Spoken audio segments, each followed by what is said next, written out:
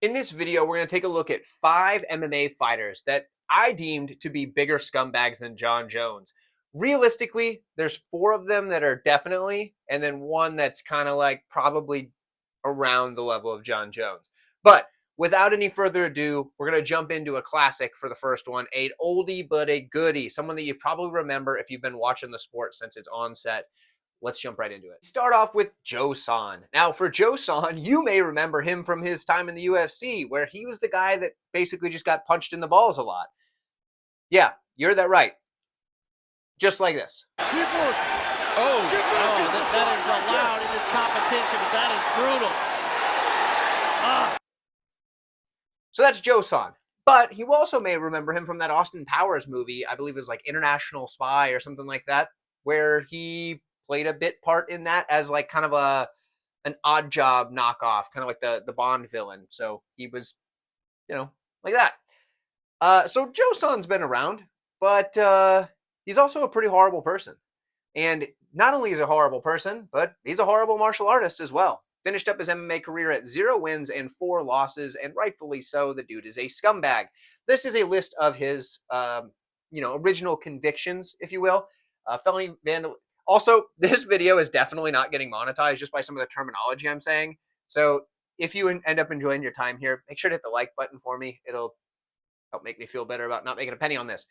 Felony vandalism, torture, voluntary manslaughter, and sexual assault. Those are some of the charges that he was hit with. Now, when I say he was originally booked for 275 years at the Wasco State Prison, why do you say originally, you may ask?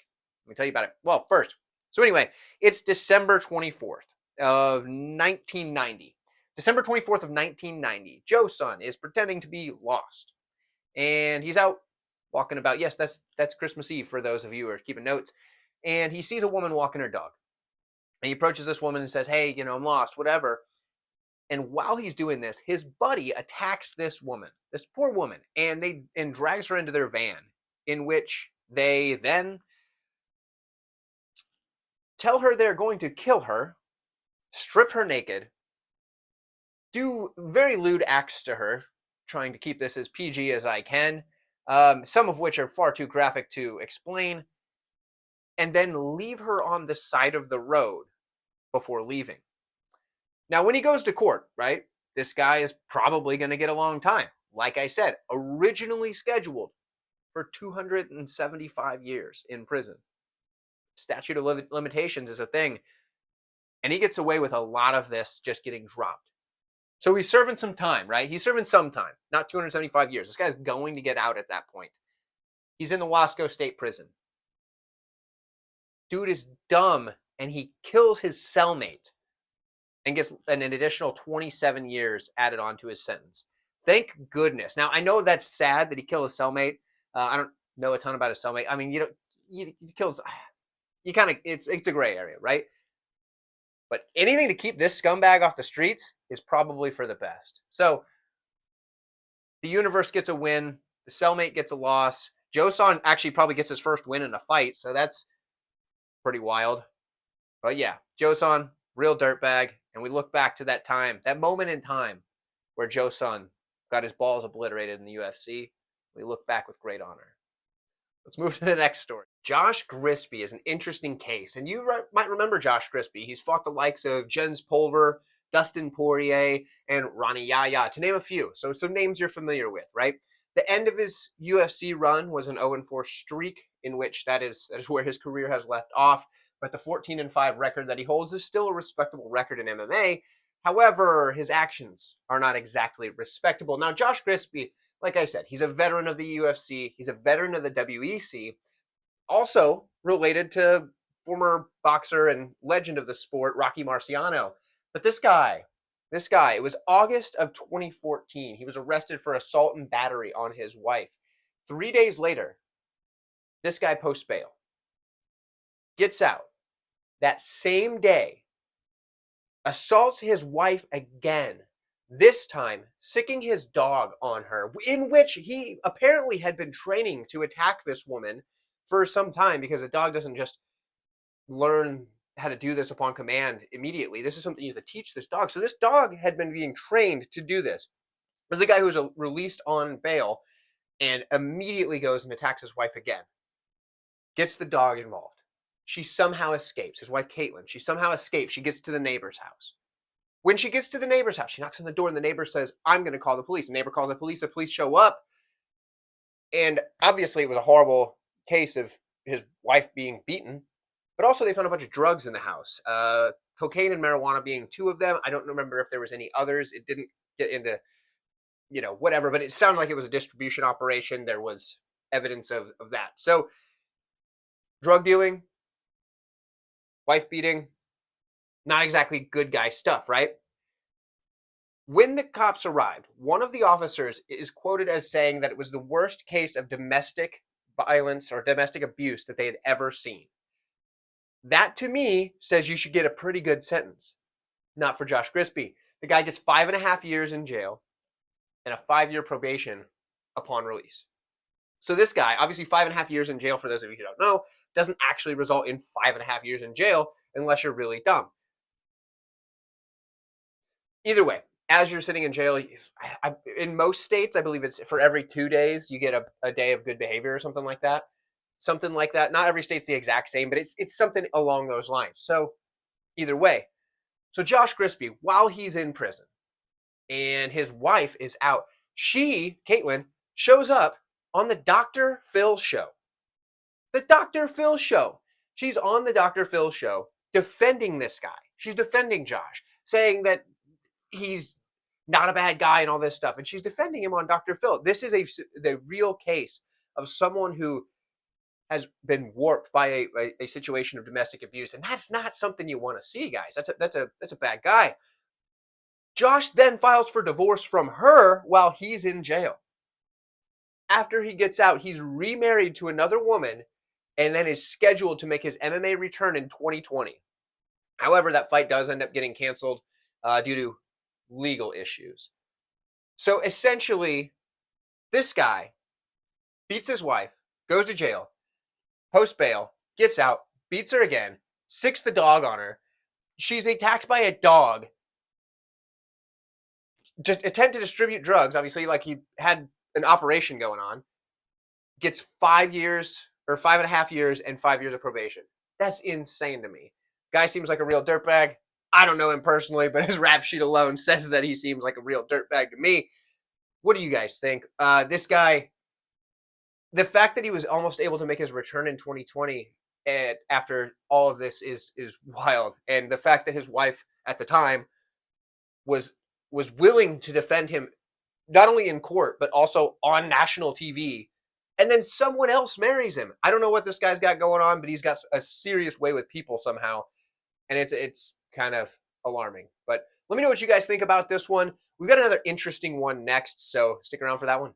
This video is likely the first time that you've heard of this doofus, and probably for good reason. He's not a very good fighter. He's got like a 6-4 record fighting some pretty low-level regional talent over in Australia. His name is Julian Wallace or Julian Rabad, depending on where you look. He's got a couple of different last names, it seems. He's more known in the local area for having a hipster barbershop in which women are not allowed to set foot on the premises, which is a bit of a dated ideology, if you ask me, but it goes in line with his crimes, considering his kind of stance on women. And you're going to find that a lot in these videos. It's just kind of, or in this video, I mean, for whatever reason, there's a certain subsect of MMA fighters that like to hit women. I don't know what it is. It's a very strange thing, but that's where we end up. But for the sake of this, we're going to talk about this guy. He's a real dirtbag, and he might not be worse than John Jones, so maybe this video's title is a bit misleading, so sorry about that. But I think he's right on par with him. Similar crimes. Jones just happens to be more in the limelight, and his crimes just get brushed under the rug, much like this one, and that is why he's included on this list, is because the punishment does not fit the crime. So for Julian, you might know of his ex-fiancée. You might know who she is.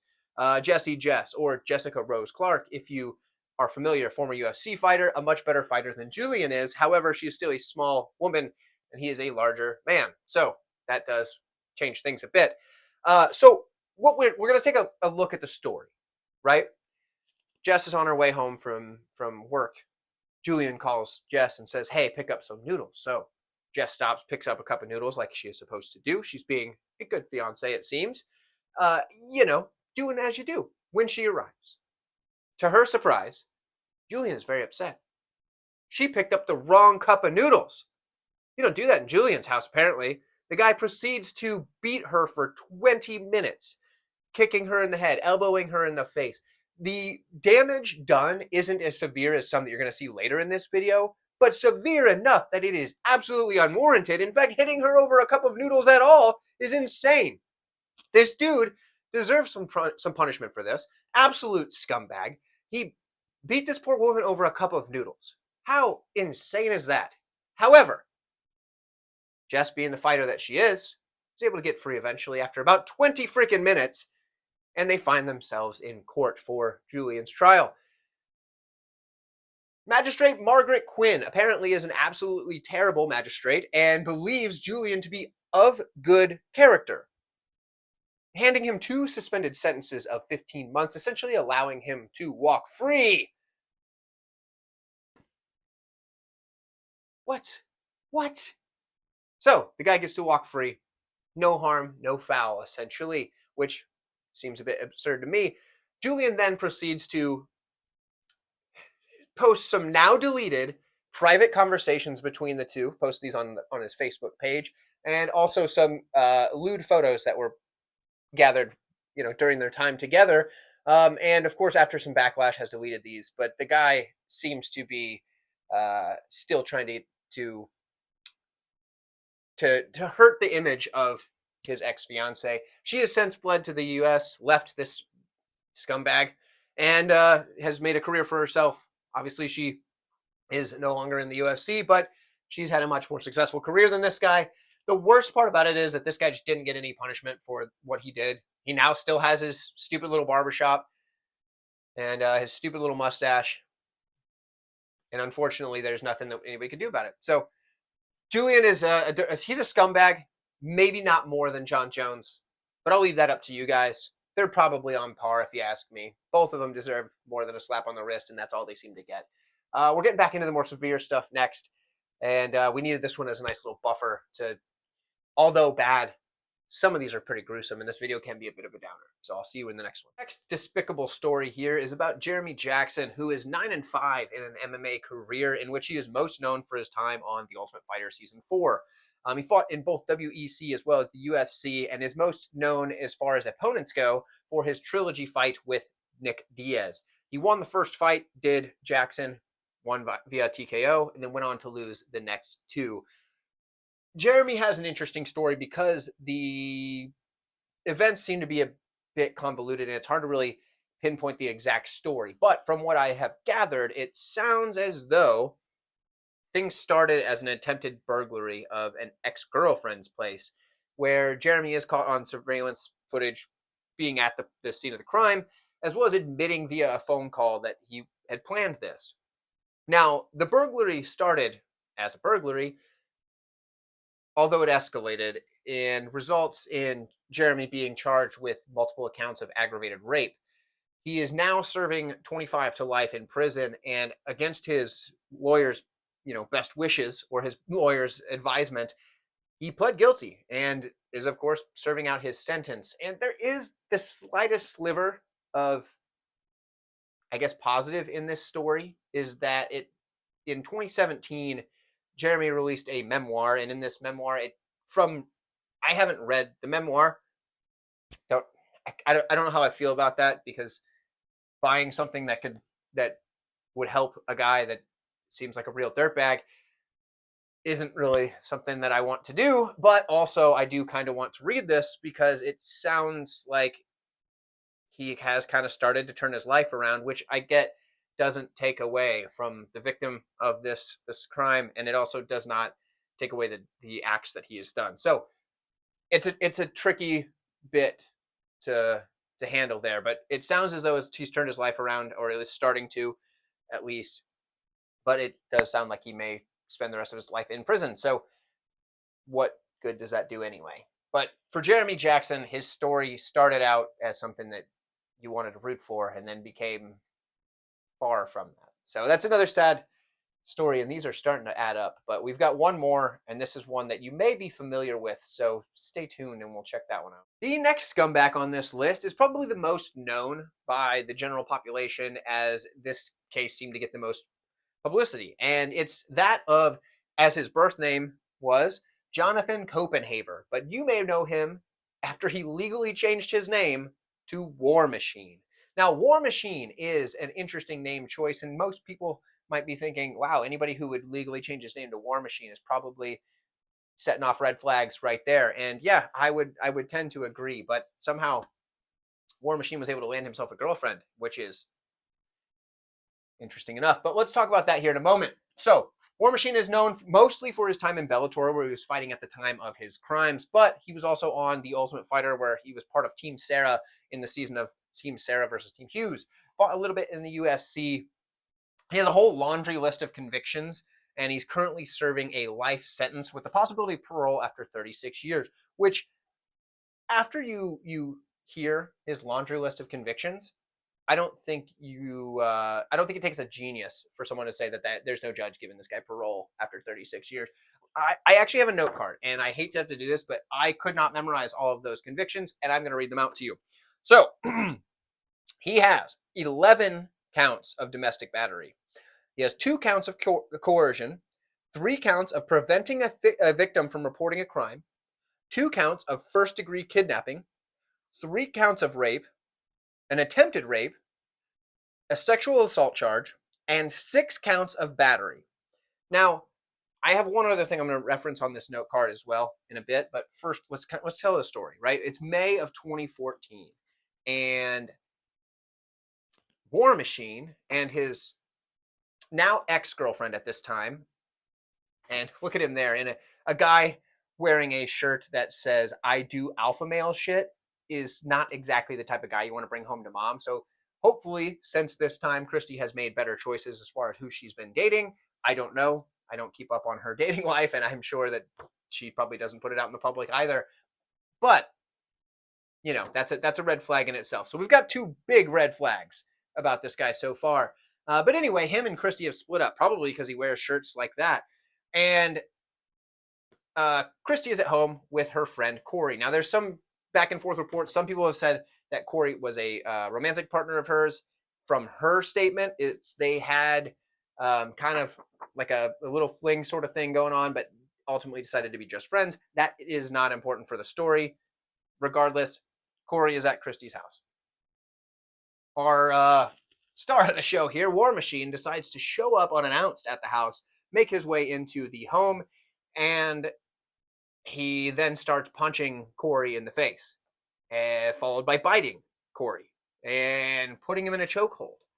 So after some time, War Machine gets tired of beating up on poor Corey here and lets him go and says, "You better not tell the police anything. Get out of here and don't say anything." And Corey, being the good little boy that he is, decides not to tell the police. "Corey, what are you doing, man? Call the cops. You're out of the house. Call the cops." Now, I get it. He was worried for Christy, and he thought maybe if I don't call the cops, this guy won't kill her. But dude, come on. Come on. Anyway, so Corey leaves. War Machine proceeds to attack Christy. He beats her, beats her completely unconscious, drags her into the bathroom where he strips her of her clothes, takes a kitchen knife, cuts her hair, and stabs her multiple times. This woman is beaten badly. He then attempts to rape this woman. Fortunately enough for her, his member doesn't perform as if it's supposed to, and he is unable to succeed in that attempt, which is where the attempted rape charge comes from. He then goes to the kitchen to grab a different knife. Apparently the one he was using wasn't good enough, so he wants to go grab a different one in his like upset rage, right? Christy is on the floor, barely conscious, beaten, stabbed, whatever. I'm going to read off some of the injuries she has, and then that's going to say how impressive this next part is on Christy's behalf. So, for her injuries, she has 18 broken bones around her eyes. She has a broken nose in 2 places, multiple missing teeth. She is blind in her left eye, a fractured rib, multiple lesions, and a severely ruptured liver. A severely ruptured liver. That's crazy enough as is. Plus all the others. While he's in the kitchen, Christy somehow finds the strength to get up off the floor and make her way out the back door and over to a neighbor's house. Here's the thing. Her neighbors are scumbags. Her neighbors probably should be doing jail time as well for this absurd thing. She has to go to 3 houses. The first, all 3 of them won't let her inside. The first 2 don't help her one bit. The third one, thankfully, I guess, says, oh, you can hide in the bushes. This woman's naked and beaten and stabbed, and you can't let her inside? What kind of a scumbag are you? So, woman's in the bush. The neighbor at least calls the police, so good on him for that. And when the police arrive, they find that all of her knives in the kitchen are spread out, and it's as if he's like trying to select what knife he wants to go kill her with. Wow. So this guy, he's gone. He's out of there, right? He's trying not to be caught. And because he's dumb, he can't stay off of Twitter. And his IP is actually tracked about a week later from this incident in which he's caught trying to put up a tweet, and then his IP gets pinged, and that's where they catch him. So that's good. At least he's stupid. And so it's coming to the time where it's his day in court, right? And the officer that's supposed to bring him to the courtroom shows up to get this guy, and he's attempted to kill himself. He's unresponsive in his cell, and the officer saves his life. And I know at first you're probably thinking, why didn't you just let this guy die? But also, this guy wanted the easy way out. So maybe it's for the best that he has to finish out the rest of his miserable life in prison, because this officer was able to bring him back, get him stabilized, and he did make him appear in court. Now, little public service announcement. If a beaten and naked woman ever comes to your house screaming for help her out. I mean, at least the third person did call the cops. I could see how you could be worried that maybe something's going on. This is a setup. The first 2 didn't do anything. So don't be like them. Don't be like War Machine either. And if you own a shirt that says, I do alpha male shit, throw that thing in the trash. That's the end of these stories.